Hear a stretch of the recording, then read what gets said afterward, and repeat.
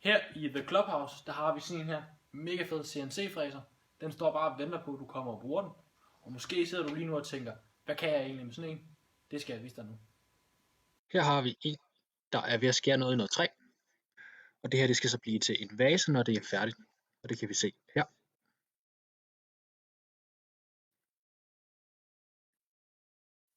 Det næste vi har her er ved at lave en slags skulptur ud af noget mørkere, flottere træ.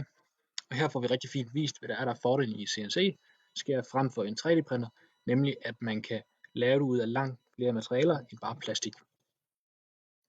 Og den sidste her er så godt nok en ring, der bliver lavet i noget plastik.